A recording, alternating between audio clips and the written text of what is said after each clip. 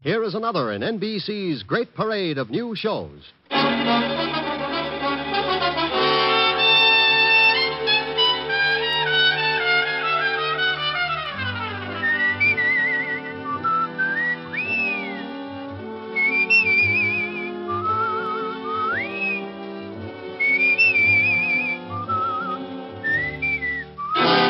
Now, Dick Powell as Richard Diamond, private detective.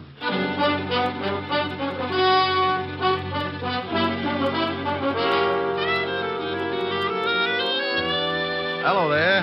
This is Diamond. You know, I'm sure a lot of you people have never seen this big city of New York that I live in, but you ought to. It's really worth seeing. I don't mean a 4-bit tour in a bus. I mean that one time that you stop along the way and really take a good look. Maybe it's from a building 40 floors up. You brace yourself against the stiff morning breeze and you lean out and watch the biggest city in the world wake up, stretch, roll up its progressive sleeves and go to work. Or maybe it's 6 o'clock in the evening and you're on your way home. You hold up at a busy intersection and you feel the Colossus even before you see it.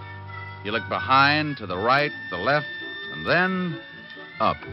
And there it is. You could only take in 3 blocks maybe, but the pushing crowds and towering buildings are a common denominator for the Bronx, Park Avenue, and Flatbush. The rest you have to imagine because your dinner's waiting. Well, I'm lucky in a way. My dinner's ready when I start throwing nickels in the automat.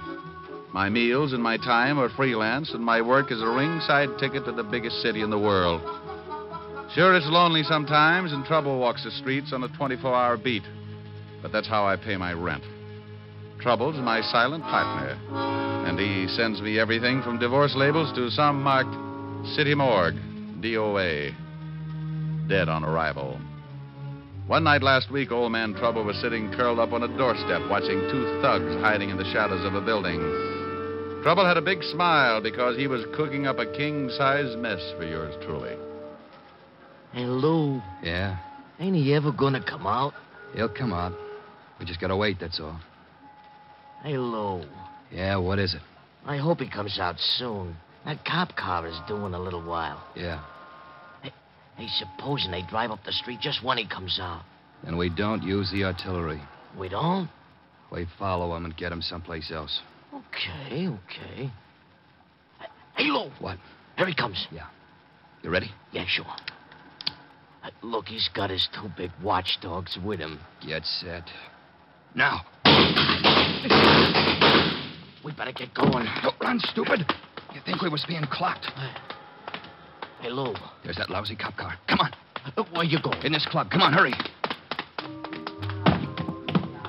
Hey, Lou, supposing the cops come down here. Shut up. Table, gentlemen? Yeah, for my friend and me. Right this way. Picture, like a souvenir picture to take. Lou, are you crazy? We can't sit down at no table. They'll have the whole neighborhood covered in a few minutes. We can sit for a second, then we'll go out the back door. Here you are, gentlemen. Is this all right? Oh, just standing. Yeah, this is just fine, thank you. Very good, sir. I'll send a waiter right over. Oh, now, come on, Lou. Let's blow this joint. Wait till he gets further away. Please, Lou. Okay. Now you go first. Take your time. I'll follow you. Picture, sir? Huh? No, miss. We don't want no photographs. Yeah, we don't want none. Thanks, just the same. Oh, that's okay. Picture? Like a souvenir picture to take home? Yes, thank you. Well, come on. Right behind you. Now, hold it right there. No. Don't move. Thank you. That will be developed shortly. Hey, Mel, hold it a minute. Yeah, what is it? It's that dame. This is no time to start looking at dames. No, you fathead. The one with the camera. So she's got good-looking legs, but we got... Uh-oh. What's the matter? There's a cop in the door. Get going, but take your time. I'll tell you about the dame later. Oh, Lynn, Yeah? What is it, Monsieur Davis? where are you going? Back to the dark room to develop these pictures? You always said not to keep the customers waiting, didn't you, Monsieur Davis? I'm glad to see you listen to your employer. I'll just come along to see how this batch turns out. This batch isn't any different from the last 100 batches. We'll just go along and see. Oh, that does it. I beg your I pardon. said that does it. You cornered me in that dark room once, and it was all I could do to keep you away from me. Lynn, If you think that just because you run this place, you got a right to make passes at me, you better get yourself a new girl. maybe that isn't such a bad idea. Come to think of it, I kind of go for it myself. And as long as I'm quitting, here's something you've been asking for a long time. Oh, hey, what do you think you're doing? Now get out of my way. That phony French accent may fool the customers, but it doesn't fool me. You get out of here. Pick up your check and get out of here this minute. You little... Oh! Now, what were you going to say, Mr. Davis? Get out. Get out.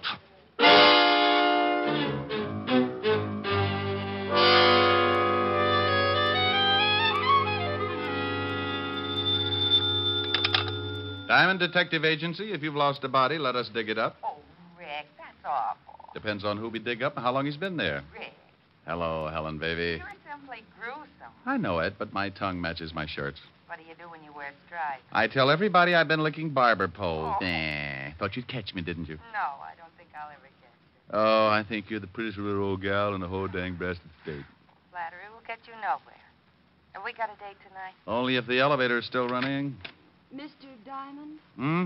Oh, I'll call you back later, honey. I think I just sighted a client. Mr. Diamond, please, I've got to talk to you. Well, honey, go back and shut the door. If too much smoke gets out of here, the ceiling will cave in. What? Oh, yes. All right. Rick, did I hear a girl's voice? I think so.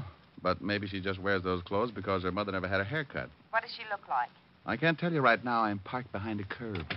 There. The door is closed, Mr. Diamond. Now, may I speak with you, please? Helen, I'll call you later. I don't care if she is a prospective client. You face the window when you're talking business. Well, there's a cigarette ad out there. Why look out at an ad when the slogan's right here in my office? Slogan? Yeah, you know. So round, so firm, so... Rick. Bye, baby. Now, you were saying... I want to hire you to protect me, Mr. Diamond. I know an easier way. Wear a diving suit. Mr. Diamond, put your eyes back in your head. And please listen to me. My life is in danger. There's an answer for that, too, but go on. Tell me the story. Well, my name is Knight. Miss? Yes. Yes. In the last 2 days, there have been several attempts on my life. By whom? Well, I don't know. Swell. Do you know why anyone would want to kill you? No, I don't. Well, now we're getting someplace. Don't be funny, Mr. Diamond. I tell you that twice an attempt has been made on my life. How? Well, the first time a man followed me home and tried to break into my apartment. I screamed and frightened him off. Maybe he was lonesome.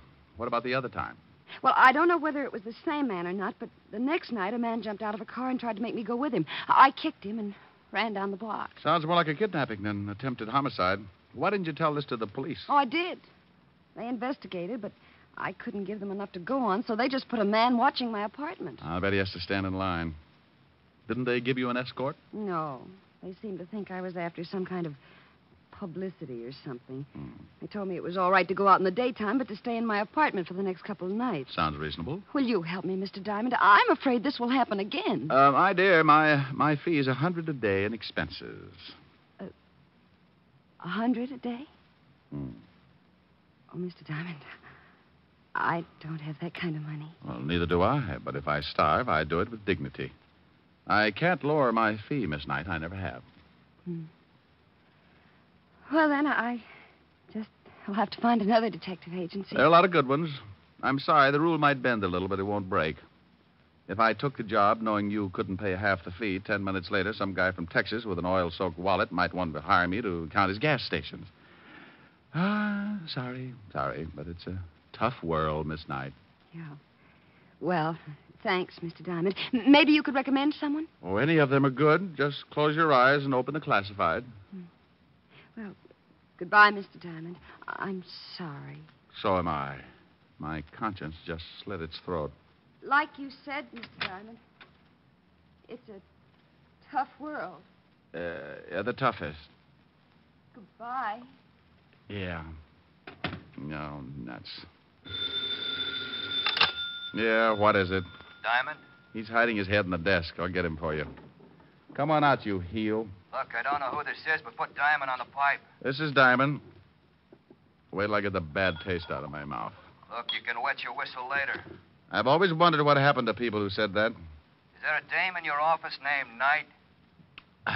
Well, there was. She left just before you called. Well, let me give you a little tip. If she hired you, you're going to start feeling overworked right now, so tell her you don't want the job. Oh, I am, huh? Yeah. Or your nearest relative is going to have to come down and identify the body. You know something? No, what? A couple of minutes ago, I proved that a good businessman can start looking like a big fat heel for a lousy $100 a day in expenses. Huh? Don't work on it too long, but stop in sometime, Buster. I'd like to help you spit out your teeth. You better listen to what I say, Shamus. You're way out of your class in this one. I'm always out of my class when I talk with slobs.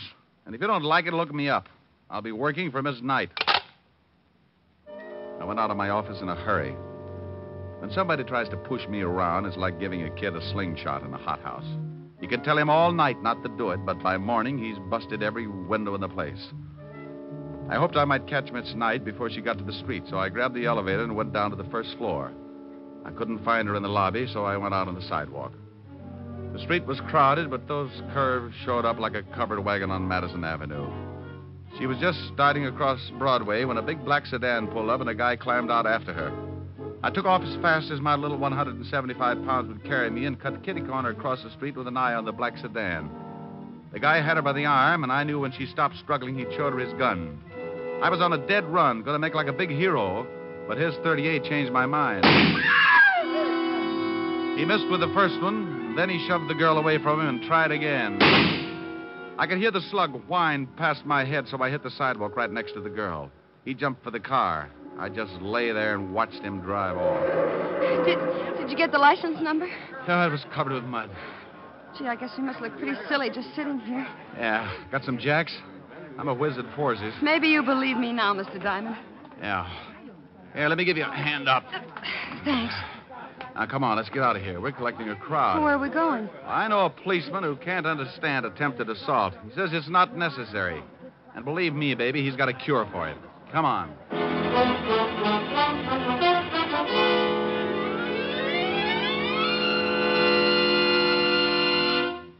In just a moment, we will return to Richard Diamond, Private Detective, starring Dick Powell.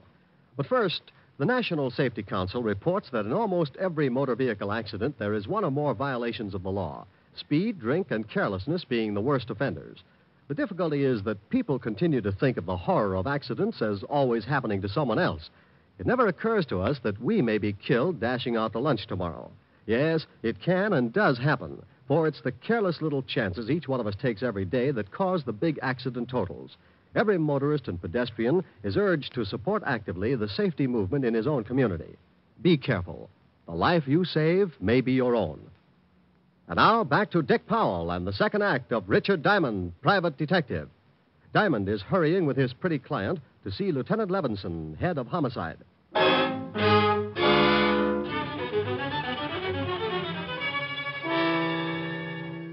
I hailed a cab, and 10 minutes later, Lynn Knight and I were walking into the 5th Precinct Police Station. Sergeant Otis looked up and started to say something, but when he saw what I was with, he changed it to a low whistle. Oh, stop puckering, Otis. You look like you've been unstopping sinks. Oh, very funny, wise guy. How about introduction? Miss Knight, Sergeant Otis. Homicide's answer to mercy killings.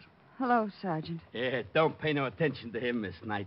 He was born with a nasty disposition. Is the lieutenant in, Sergeant? Yeah, go ahead. He'll see you. Nice meeting you, Miss Knight. Nice meeting you, Sergeant. Otis. Yeah? Stop clucking. You'll have every rooster in town in here. Hello, Walt. Who's that with you? This is Miss Knight. Is she dead? Walt, say something nice to the lieutenant, dear. After that last remark? Oh, look, Miss Knight, I'm sorry, but this guy you're with has a talent for finding homicides. I'm suspicious of everyone I see him with, because even if they walk into my office with him, he'd do it just to confuse me. Well, I'm quite alive, Lieutenant. Then let me give you a friendly tip, Miss Knight. Stay away from this guy. His sense of humor will turn your hair white. Oh, isn't he a dream? Walt, Miss Knight wants protection. Yeah, I see what you mean. Walt, now stop gnawing on the desk and listen to me. Miss Knight is in line for a murder or for kidnapping. I knew it. She wants protection, and you're going to give it to her. That's not my department. This is homicide, isn't it? Of course it is, but you know very well we don't go to work until you're dead. Well, honey, I guess you'll just have to route it and get yourself killed. It's the only way. Now you stop that. Send her to another department. They'll give her all the protection she needs. She's been there. They stuck a guy out in front of her apartment. Now, look, I just saw a hood try to muscle her into a car. He took a shot at me, and you know bullets give me that let-down feeling. Now, put one of your boys with her until I can do something about clearing this thing up. What's your full name, Miss Knight? Lynette. Lynn, for short. Where do you live and where do you work? I live at 419 West 48th Street, apartment 309. I quit my job 3 days ago. Where was this job? The Circus Club on 52nd Street. I took pictures. Took pictures? Yeah, you know. Souvenirs of the customers. Oh. Why'd you quit? Well, my boss got grabby. I slapped him around. Hey, wait a minute, honey. Did you say Circus Club, 52nd Street? Yeah? What about it? Walt, didn't somebody gun down Al Rigoletta and two of his boys right near there? Say, you're right. 3 nights ago. You didn't see that shooting, did you, Miss Knight? Well, no, but I read about it the next day. Well, if you didn't see it, they couldn't want to get at you just because you were a witness. Oh, this is screwy. What have we got to work on? You just put a man to guard her. I'm going to see what I can do. All right, but only because I owe you a favor. Otis. Yeah, Lieutenant? Get in here. Otis? Yes, Otis. He's not as stupid as he looks. Want to bet? He couldn't be and live. You want me, Lieutenant? Not for keeps. I want you to stay with Miss Knight here until I tell you to come home. Somebody's trying to get rough with her. Got it? Yeah. Walt, have you found any eggs around the office? Eggs? Otis, where do you hide your nest? Oh, Lieutenant, make this guy lay off for me. Yeah, Rick, lay off the poor guy. Otis. Yeah, Lieutenant. Stop standing on one leg and wait outside, you mallet head. Oh, yeah, Lieutenant. Walt, I'll keep in touch. Okay. Mr. Diamond. Yes? Thanks. I'll make it up to you some way. Don't strain yourself. I like an obligation to be fun. It will be. Rick. Yeah? Bye. I left the 5th Precinct and headed for the Circus Club. It was a small place with sawdust on the floor and colored decorations like the inside of a circus tent. The place was still closed, but a short, dapper little guy in a gray business suit answered my knock. Yes, you're from the police? Why? You need them? I just put in a call. Someone burglarized the place last night. Oh. You know a girl named Knight? Lynn Knight? That's it. I most certainly do. I fired her 3 nights ago. If she's in some kind of trouble with the police, she deserves it. You must run this place. That's right. My name's Davis. Would you like to take a look at the room that was broken into? I certainly would. What did they steal? That's just it. I don't know. They turned it upside down, but I can't imagine what they were after. It's a dark room. A dark room? Yes. I have several girls that take pictures of the customers. They developed the prints in the back of the cafe. Right this way. Forget it. But I thought you wanted... I'm not from the police, Mr. Davis. I'm a private detective. Tell me, did Miss Knight turn in all her film the night she quit? I fired her. Difference of opinion. Did she turn in all her film? I know. As a matter of fact, she didn't. She left with her camera, and several customers got rather angry when the pictures weren't developed. You mean her last roll was still in that camera? It must have been. She didn't leave it in the dark room. I looked. Where's the phone? Right over there.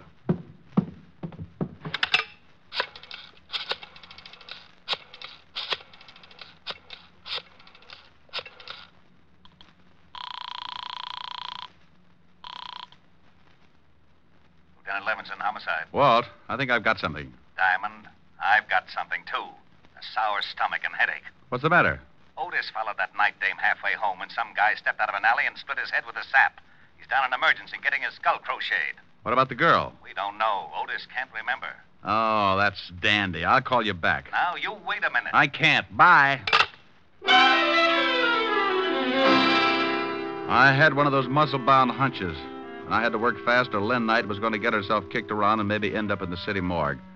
I remembered her dress, and 15 minutes later, I was standing in front of room 309. I could hear the phone ringing from somewhere inside, so I waited to see if anyone answered it. On the 3rd ring, I tried the door. Well. Hello? Who is this? This is Diamond. Oh, thank goodness. This is Lynn Knight. Well, where the devil are you? Lieutenant Levinson said you'd disappeared. I'm in a bar on 50th Street. That man who tried to shove me into his car this afternoon hit Sergeant Otis on the head, and I've been running ever since. How did you know I was here? No, I didn't. I called your office and got no answer, so I just took a chance maybe you'd gone looking for me. I was, but I was looking for something else, too. Tell me, baby, have you got a camera? Why, I did have. Did have? What happened to it? Well, I sort of sold it. Oh, you mean you hocked it? I didn't need it anymore, and I did need the money. You stay right where you are, and I'll be down. What's the name of the place? 2320 Club. Please hurry, Mr. Diamond. I'm scared. Okay. I want to ask you something else. Hello? Hello? Oh, I thought you'd hung up. No, I thought you... Lynn, Yeah? is there an extension on this phone? Why, yes, in the bedroom. Say, you don't think... I don't know. Wait a minute. Hey, what are you guys... Oh! Mr. Diamond? Are you still on the... Okay, Mel. Let's go get the dame. Hey, that was pretty smart waiting around and listening in on the extension loop. What do you want me to do with the shamus? He looks like he can still hear things. Well, turn him off. Sure. Okay.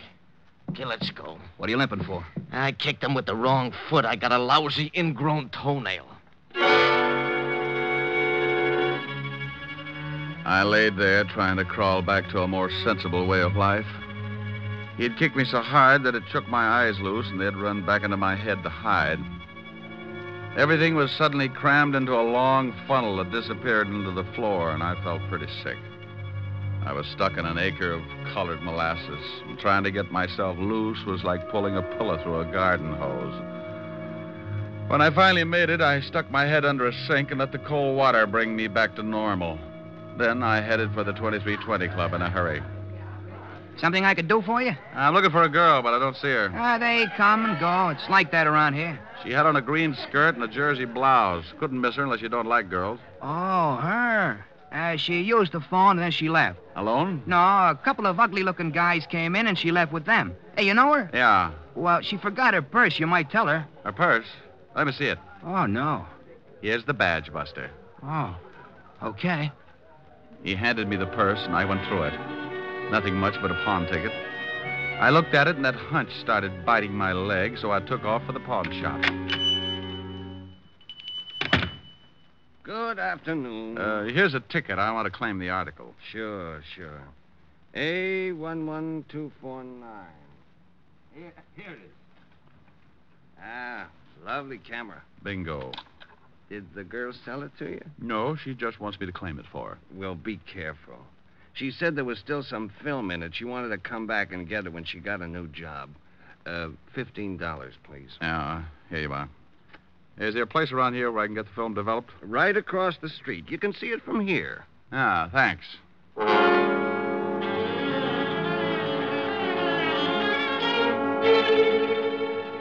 Here it comes. Yep, it's coming up, but we'll leave it in a little longer.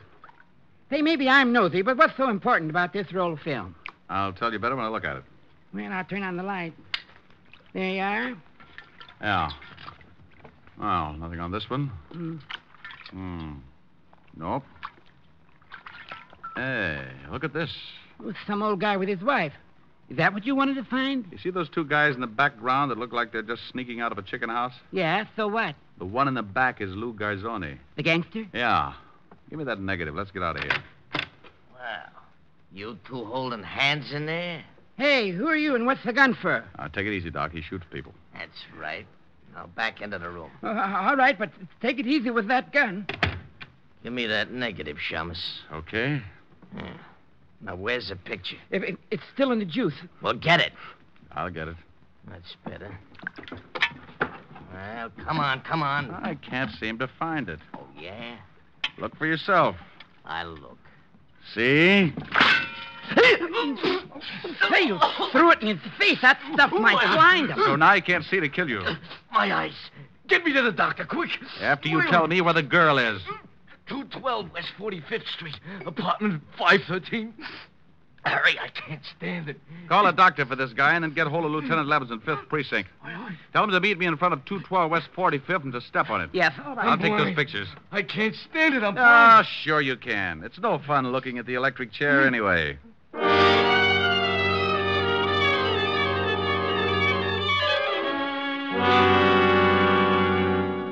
Apartment 513, he said? Oh, here it is. Yeah. If Lou Garzoni's in there, we got to take him by surprise or he'll knock off the girl. Otis is down in the alley, so he won't get out that way.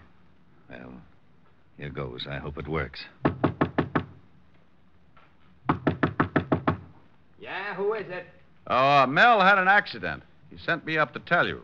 What's your name? Tony Vega. Wow, why didn't you say so? I thought you was in stir. Coppers! You dirty Doc cops ain't gonna... How about it, Walt? He's on his way. Where's the girl? Probably in the other room. Yeah. Take it easy, baby. All right. I'll get the gag on. Now, there you are. Oh, Mr. Diamond. Mr. Diamond, he was going to kill me. Yeah, I know. Is he all right? Sure, Walt. Oh, how about Gazzoni? No hurry for the wagon. Oh. Now, will you please tell me how you knew Lou Garzoni was in this apartment? Well, he and his boy were after a picture Miss Knight took. Yeah, this one. Ah. Here they are in the background. He was an old enemy of Al Rigoletto, wasn't he, Walt? Yeah. Why? Oh, I bet he was the one who rubbed him out. Then he and his boy ducked into the nightclub. Garzoni saw his picture taken, so they went after Lynn. Why, Mr. Diamond, Oh, what's the matter? you finally called me Lynn. Well, Lynn. You go home and take it easy. I might stop by tomorrow. What's the matter with tonight? I've got a piano lesson. Bye. Otis! Yeah, Lieutenant? Is it all over? Yes, you hammerhead. Now get out of that garbage can and see if you can find your way back to the station.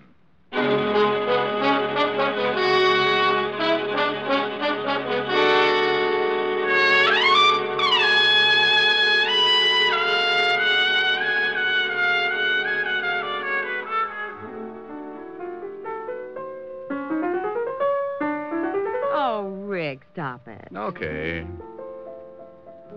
Rick, Hmm? tell me about the girl in your office. Oh, nice kid, lovely eyes. I'm jealous. Good for you. And I'm mad. You're so busy. You like the new piano? Oh, yes, yes. It's a big one. Must have taken a herd of elephants to make the keyboard. Sing something. What does really baby want? I don't care. Okay. Oh, I don't care. I don't care. Rick. Well, that's what you said. You said that. Yes, you did. Something nice. All right. Everywhere you go, sunshine follows you. Oh, that's such a beautiful tune. Really? Everywhere you go, skies are always blue. Rick. I'm going to finish it. Children love you, they seem to know. You bring the roses right out of the snow. The whole world says hello. Everywhere you go. Do you suppose the guy who wrote that song ever got shot at? Oh, Rick, you idiot. Come here. Oh. This is much more fun than piano lessons.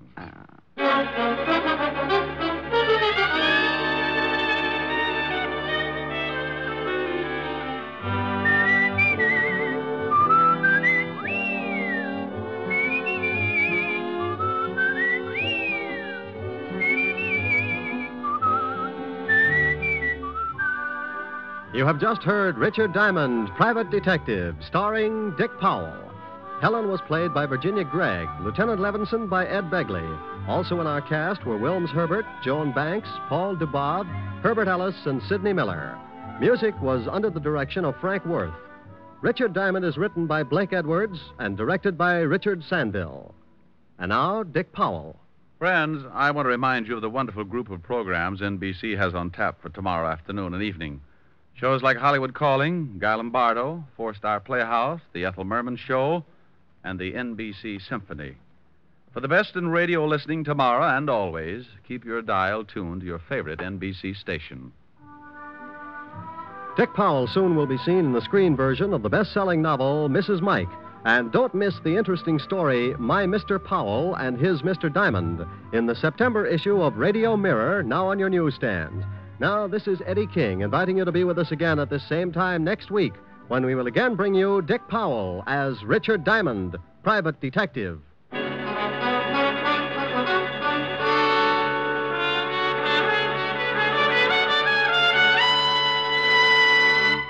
This is NBC, the national broadcasting company.